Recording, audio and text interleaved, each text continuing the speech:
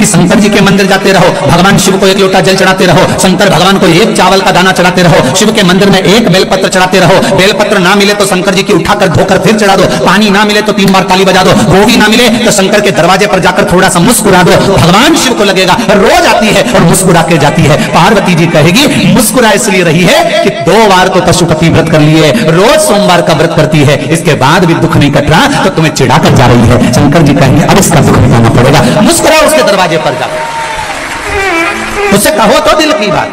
इस शरीर को लोग कहते हैं आपके गुरुजी ने कहा कि भगवान से कुछ नहीं मांगना चाहिए, पर हमारी तो शिव महापुराण की कथा कहती है जो कुछ भी मांगना संसार से मत मांगना, उस बताने से मांगना, जो दुनिया को देता है वो तुम्हें दे। आपके गुरुजी ने कहा भगवान से कुछ मत मांगो, पर हमारी शिव पुराण तो कहती है कि किसी से मत मांगो पर उससे मांगो, वो तुम्हारा बाप है, जगत का बाप, जगत का पिता, देवाधिदेव महादेव है, उसके पास चले जाओ दिल से।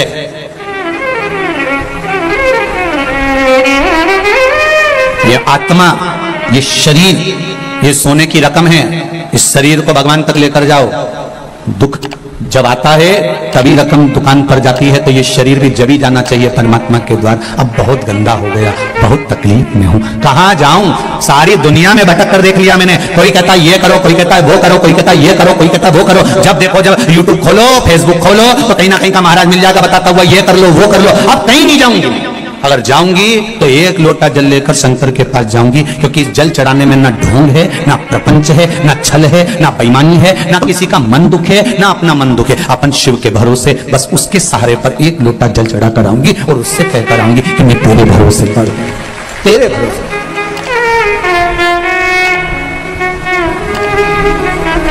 बस तेरा सा भोलेनाथ दया करना, मैं तेरे भरोसे हूँ। उसके भरोसे पर रहो, उसके सहारे पर रहो, उसके आनंद में रहो, मत भटको यहां वहां। सारी दुनिया में भटक कर देख लेना, अंत में कुछ नहीं मिलने वाला। लोग तुम्हारा धन रख लेंगे, 5,000 यहां जमा कर दो, 2,000 वहां जमा कर दो, 3,000 यहां जमा कर दो, फिर ये 4 गेहूं का दाना उठा के ले जाओ, 5 ये ले जाओ, वो ले जाओ, कुछ नहीं निकलेगा इसका साथ। अंत समय में फिर आना ही पड़ेगा शिव के द्वार। अंत बिंदु वही है, उसके सिवाय कुछ नहीं है। और जीते भी शिव के बन जाओ तो मरने के बाद भी शिव के ही होना है। अंत समय के बाद में, प्राण छूटने के बाद सब आग लगा के चले जाएंगे। भगवान विष्णु वैकुंठ में रहेंगे, ब्रह्मा ब्रह्म लोक में रहेंगे, इंद्र इंद्र लोक में रहेंगे, सारे देवता अपनी अपनी जगह पर रहेंगे। पर शमशान में जब आग लगा के जाएंगे तब कोई नहीं रहेगा, तब वो ही रहेगा, एक देव अधिदेव महादेव रहेगा। तुम हड्डियां अग्नि के कारण चटर चटर कर रही होगी तो महादेव पूछेंगे क्यों री कमला, तेरी हड्डी तो बहुत टूट रही रहे। कमला के नहीं गई ना शंकर के मंदिर, इसलिए अब चटर चटर करके टूट रही। महादेव ये जाती ना तो नहीं टूटती है, निश्चित बहुत चटर चटर कर।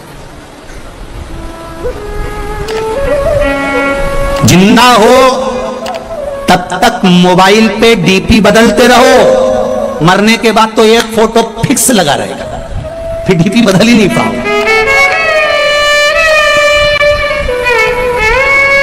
मरने के बाद डीपी बदल रही है क्या? अरे बोलो तो सही, एक जैसा फोटो, इतना बड़ा फ्रेम में, माला पूरी और खीर चिपकी हुई, और तुम पल्लू लेके मुस्कुराती हुई। इससे ज्यादा कुछ नहीं जीवन। जिंदा हो तब तक डीपी बदलते रहो, मरने के बाद तो एक फोटो डीपी पर फिक्स हो जाएगा, और वो भी छोरा छोरी लगाएंगे तो लगाएंगे, नहीं तो कौन लगा रहा है तुम्हारा फोटो? इतनी शान से जियो, मारा छोरा मारा छोरा। मरने के बाद इतने बैठे हो, तुम में से कौन है जो श्राद्ध में अपने डीपी पर अपने दादा परदादा का फोटो लगा दिया? जब उनका नहीं लगाया तुमने, तो तुम्हारी औलाद तुम्हारा लगाएगी। अरे जीजी जाने दो, रही राजस्थान वाली हो।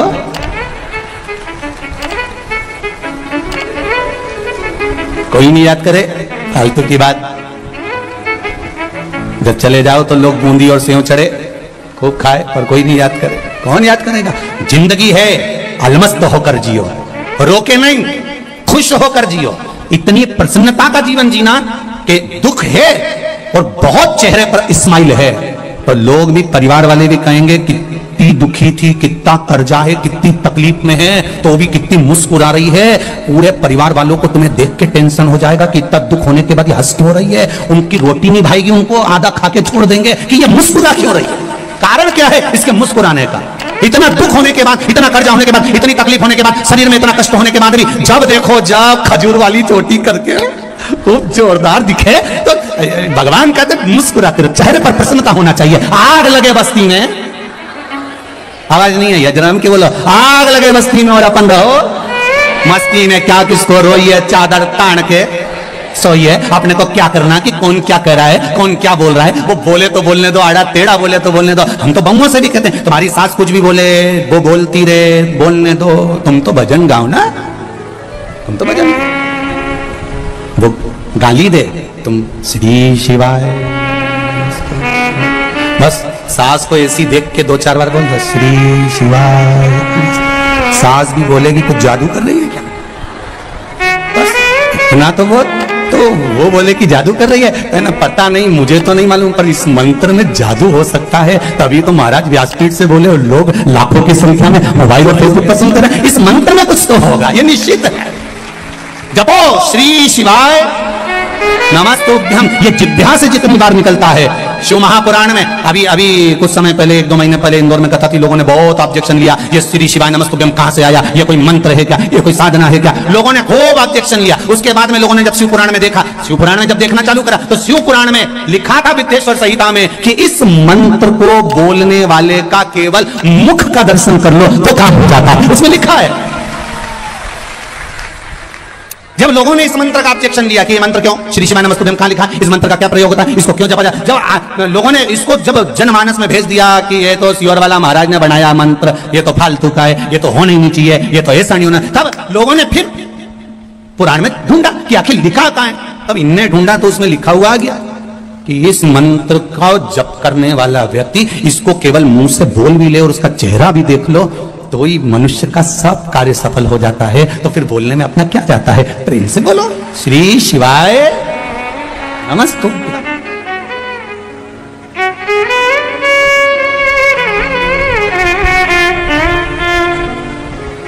स्मरण है उसमें।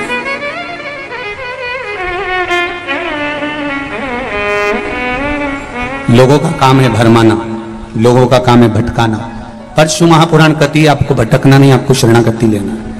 शरणागति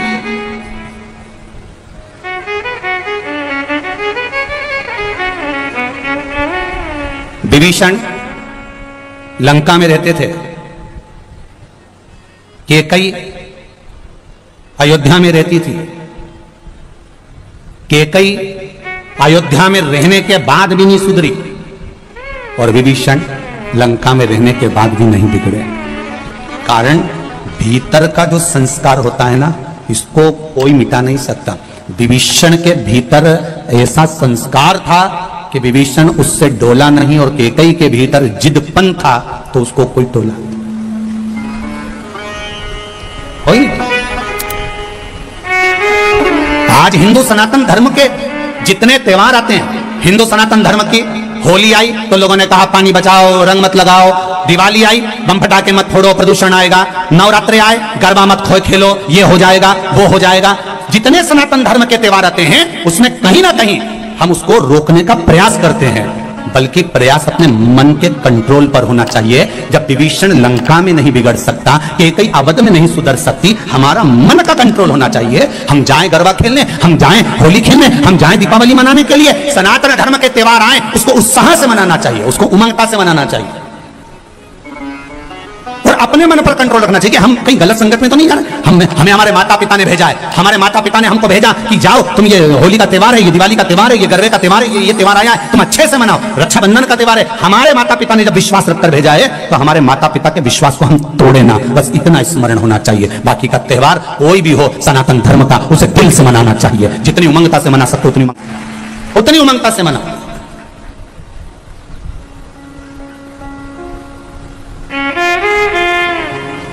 चित्तता में मनाइए, अपने जीवन को आनंद में जियो।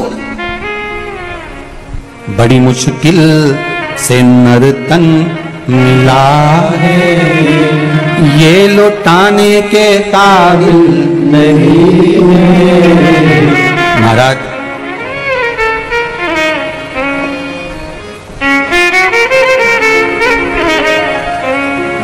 83,99,999 जन्म फालतू के मिलते हैं। उसके बाद मनुष्य का जन्म है 84 लाख हुआ।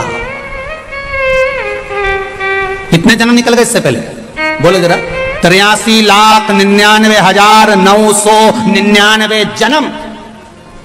कभी मच्छर बने थे, कभी जुआ, कभी खटमल, कभी झिंगुर, कभी कीड़ा, कभी जलचर, कभी थलचर, ना जाने कितने कितने जन्म। 83,99,999 जन्म तो ये जीव जंतु के मिले थे। आखिरी का जन्म है 84 लाखवां जन्म। कौन सा? अरे बोलो जम के, मनुष्य का। और 84 लाखवां जन्म, और इसके बाद भी कोई गारंटी नहीं दी जीजी कि अपन वापिस मनुष्य बन जाएंगे।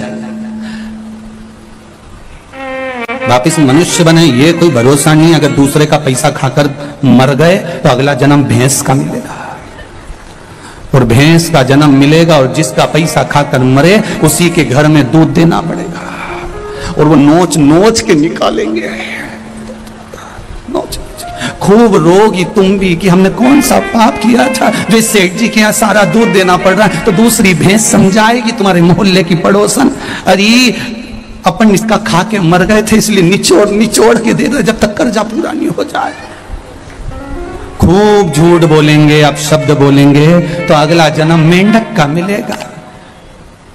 जितना अनसन बोलेंगे तो हम तुम तो मेंढक बन जाएंगे, तुम मेंढकी बन जाओगे।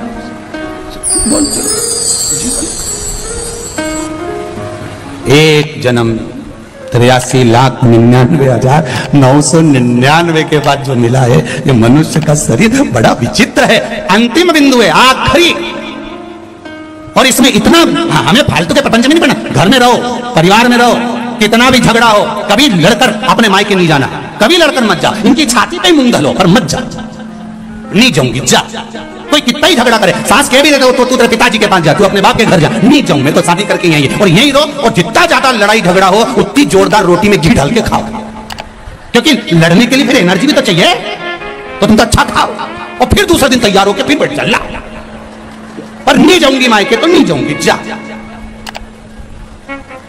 पहले का जमाना था कि लड़के मायके चले जाते, नहीं जाऊंगे तो जा। सियोर वाला महाराज ने मना करा, साला सब्जी में बोला था नहीं जाऊंगी। वो कितना ही कि मैं तेरा सामान रख दूं, पैक करके छोड़ आऊं, नहीं जाऊंगी जा। और अगर वो बाहर छोड़ भी दे तो शाम को जब गाय भैंस अपने घर जाए तो उसकी पूंछ पकड़ के अंदर चली जाओ, और वो बोले क्यों आई? कि मैं तो आई नहीं रही थी, भैंस ली आई। मैं थोड़ी ना रही, तुम तो पहुंच जाओ।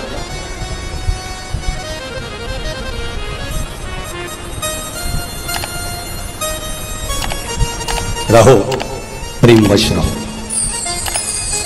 नियम ले लेना कि अब अपना 83,99,999 जन्म के बाद ये मनुष्य की देह मिली है, रोकर नहीं निकालूंगी, खुश होकर निकालूंगी।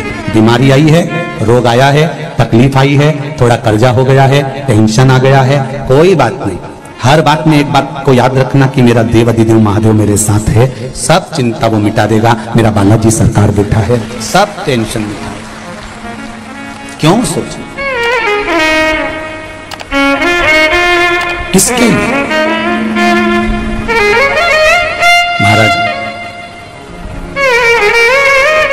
मान सम्मान दुनिया देती है, अपमान मेरा देव देता है। इसलिए देता है कि वो अपनी ओर उसको मोड़ लेता है। थोड़ा थोड़ा कोई कभी आड़ा टेढ़ा बोल दे तो गुस्सा नहीं होना, बहुत सोचना कि भगवान ने अपनी ओर खींचा। शास्त्र प्रमाणित करता है महाराज, तुलसी का दल, बेलपत्र, भगवान शमी का पत्र अगर चिन्ह की बात छोड़ दिया जाए तो भगवान को समर्पित। भगवान शिव महापुराण तो यहाँ तक कहती है दिल से कोई से भी महीने में, हृदय से, घड़ी में, कोई चित्त से हम भगवान को कुछ कहते हैं, भगवान सामग्री तोड़कर भगवान को समर्पित करिए, भगवान उसको स्वीकार करता है। वो स्वीकार नहीं करता।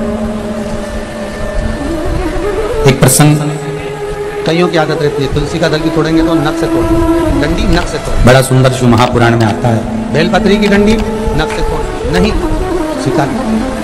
दुख है, तकलीफ है, नौकरी नहीं लग रही, सर्विस नहीं लग रही, व्यापार नहीं चल रहा, पैसा नहीं आ रहा, मानसिक गौतम बाबा और मतंग बाबा के कहने पर तो क्यों आराधना कर कर जब वहां गए उनसे पूछ लिया अंगूठी वाला कौन सी पहन ले, वो वाली अंगूठी पहन लो, ये वाला नथ पहना, वो पहन लिया, पुगराज पहन लिया, मोती पहन लिया, नीलम पहन लिया, पन्ना पहन लिया, गौमे पहन लिया, सब पहना। अब एक बार सब कुछ पहन लिया, सारे तरह के कपड़े बदल लिए, सारे बाबा जोगी बदल लिए, सारे देवता बदल लिए, घर की डिजाइन बदल ली, बाथरूम इधर का इधर बना दिया, सीढ़ी तोड़कर इधर लगा दी, पानी का टैंक उधर बना लिया, सारी दुनिया में घूम आए, परमात्मा बाद भी सुख नहीं मिला। तो एक बात, शिवरात्रि का भी उपाय कर, हमारे भीतर जो है वो आत्मा, शायद मुझे उम्मीद है जिंदगी भर तो दुख झेलोगे नहीं, विश्वास के बल पर ना झेलोगे, कर लें तो परमात्मा को इतना होगा कि दुख कहाँ गया मालूम ही नहीं पड़ेगा। ये मुझे उम्मीद, सारी समस्या का हल कृपा करोगे, एक लोटा जल अनुमोदन करो बस। जैसे पार्वती मैया ने स्मरण भगवान शंकर से एक प्रश्न किया कि शिव जी बोर जो खाते हैं, उभरदानी खाते हैं ना, बेर जो बाजार में आते हैं, बोर जो आते हैं, बागंबर धारण करने वाले, मुझे आपसे केवल एक प्रश्न करना है कि मृत्यु लोक में हवन में डलती 5 भजन करने का कोई एक निश्चित समय रखना चाहिए या नहीं? 5 कमल गट्टे, 5 काली में। कई लोग कहते हैं हम सवेरे 9 बजे पूजन करने बैठते हैं, अपनी कामना, हमारा नियम है 9 बजे से 10 बजे तक मैं पूजन करती हूँ, मैं 8:30 बजे शिव जी के मंदिर जाती हूँ, मैं इतनी बजे भगवान के मंदिर पहुँचती हूँ, मैं इतनी बजे भगवान का ये कार्य करती हूँ। और बाबा को 11 समय से नहीं, घी के दिए 11 शिव जी के सामने जला दो, वापिस आओ, शाम के समय जा। 2 बहनें थी, चौमुखी दिया भगवान घर में चक्की नहीं, मंदिर के सामने चौखट के बिल्कुल बीचों बीच सम्मुख में जला। जब घर में चक्की नहीं तो दोनों बहनों ने विचार करा कि फिर ये गेहूं को कहां शिव पूर देगा, कभी खजाने में कमी नहीं आ सकती, भंडार किसी पड़ोसी के यहाँ दुख नहीं, तकलीफ नहीं, कष्ट नहीं।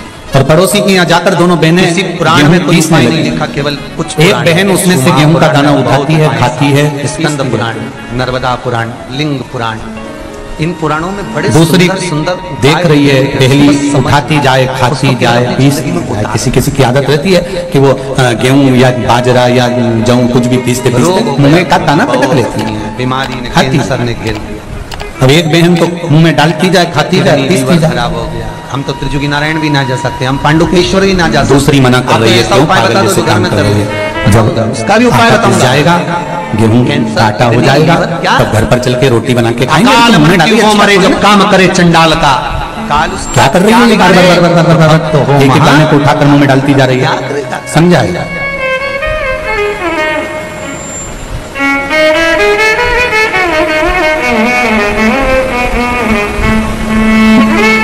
अब जिस गांव में ये दोनों बहनें रहती थी, दोनों गेहूं पीस रही थी, आटा बना लिया, एक खाती रही, पीसती रही, दूसरी उसको समझाती रही। उसी गांव में कबीरदास जी रहते थे, और उसी गांव में जब कबीरदास जी रहते तो ये दोनों बहनें जब आटा लेकर चली, और चलते ही इन दोनों बहनों का पांव फिसल गया, और फिसला और पूरा आटा कीचड़ में चला। अब आटा कीचड़ में गया, कबीरदास जी ने वहीं खड़े होकर बोल दिया, आटो पड़ो कीचड़ में कछु न आयो हाथ, पीसत पीसत चबायो सोई निभायो साथ। अब कबीरदास जी लिख रहे हैं कि आटो पड़ो कीच में और कछु न आयो हाथ, और पीसत पीसत जो चबायो वही दियो साथ। शिव महापुराण में यही कह रही है कि भगवान के लिए अलग से समय निकालने की जरूरत नहीं है, अपनी चलती हुई जिंदगी में, चलती हुई चक्की में, चलते हुए समय में भगवान के नाम का दाना मुख में डालते चलो, कब जीवन निकल जाएगा। और ये जीवन कब खप जाएगा, कोई भरोसा है क्या? और कई लोग इंतजार में बैठे हैं, अभी तो बचपन है, जवानी आएगी जब भजन करेंगे, अभी जवानी है, अधेड़ी आन दो जब भजन करेंगे, अभी अधेड़ी है, बुढ़ापा आन दो जब भजन करेंगे। उम्र का तुम्हारे को मालूम है कि तुम इतने साल में मरोगे? कोई जीवन का ठिकाना है क्या कि कब मर जाओगे?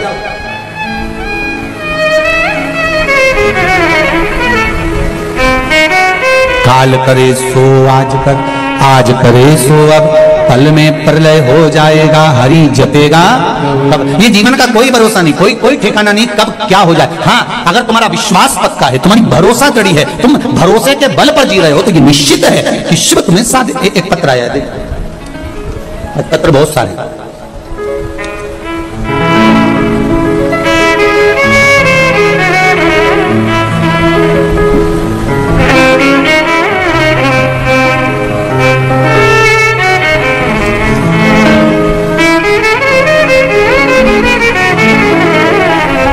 बनवारी लाल जी सेन सीकर से हूँ गुरु जी, आपके बताए अनुसार सावन की शिवरात्रि कहीं बैठे हैं बनवारी लाल जी सेन? कहीं बैठे हो तो हाथ हिलाइएगा, जहां कहीं भी बैठे हो हाथ हिलाइएगा। आपके बताए अनुसार सावन की शिवरात्रि पिछले साल मेरी बेटी ने पूजा की और अभिषेक किया। 14 साल उसकी शादी को हो गए थे, संतान नहीं थी गुरुदेव। 14 साल के बाद मई के महीने में 2022 को मेरी बेटी के घर संतान हुई है। मैं बाबा को भोग लगाने आया हूं। ये शिव है। एक पत्र और देखिए,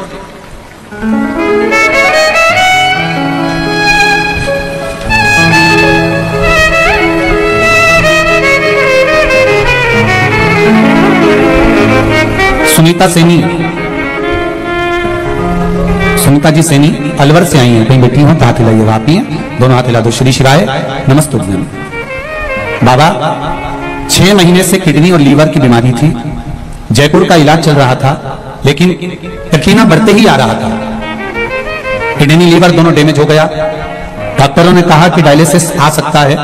क्रिटिना बढ़ते ही चले जा रहा था, थम नहीं रहा था। गुरुदेव बहुत दुखी हो चुके थे।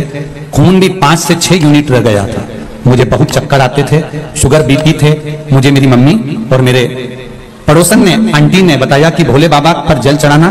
शिव महापुराण की कथा टीवी पर आती है, दिल से सुनना। मैंने जल चढ़ाना चालू करा। उन्होंने कहा बेलपत्र चढ़ाकर लाकर खाना भी चालू करना और पानी पीना भी। बेलपत्र खाना भी शुरू किया। बाबा 2 महीने से बेलपत्री पर शहद वाला प्रयोग भी कर रही हूँ और बाबा की कृपा से मैं बिल्कुल ठीक हो चुकी हूँ और मैं दवाई खाना बंद कर दिया। श्री शिवाय। आराम है आपको? बस बाबा की कृपा हो। श्री शिवाय नमस्ते।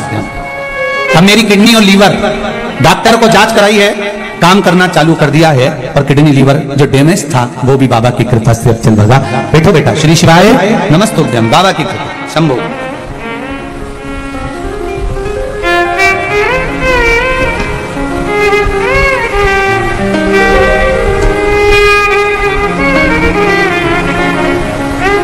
दीपिका शर्मा रतनगढ़ चुरू से हैं। कहीं बेटी हो तो हाथ हिलाएंगे। आती हैं, दोनों हाथ हिला देगा।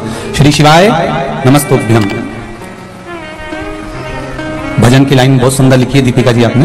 भोले बाबा दया करना मैं तेरे भरोसे हूं। मैं बाबा की उदारता का क्या बखान करूं गुरुदेव। बाबा मेरे बेटे गौरव महर्षि ने बैंक की नौकरी के लिए खूब प्रयत्न किया। जितनी बार एग्जाम देता नहीं निकल पाता। बहुत समय हो गया गुरुदेव, एग्जाम दे देकर थक गया। आखिरी में लगने लगा कि अब नहीं लगेगी। जो लोग पैसा दे हो सकता है उनका लगता हो, पर बाबा एक बार शिव महापुराण की कथा श्रवण करी। बाबा ने आपकी कथा के माध्यम से पशुपति व्रत किया और शंकर भगवान की ऐसी कृपा हुई कि मेरे बेटे को जब अगली बार एग्जाम देने के लिए गया तो आरबीआई बैंक में मैनेजर की पोस्ट प्राप्त हो गई। शिव जी को भोग लगाने आई हूँ प्रणाम करने के लिए। बहुत बहुत बधाई बहन आपको। श्री शिवाय नमस्तोभ्यम। गुरुदेव गायों को लंपी रोग ग्रसित गाय हैं, जिनको मेरे परिवार द्वारा शिवजी पर चढ़ाए हुए जल को पिलाने से गाय रोग मुक्त हो गई है। गुरुदेव हमारे यहाँ की गाय भी हमने शंकर जी पर चढ़ा हुआ जल और बेलपत्र खिलाया तो आराम लगना प्रारंभ हुआ है। ये शिव कृपा है। प्रणाम करती हूँ। हर हर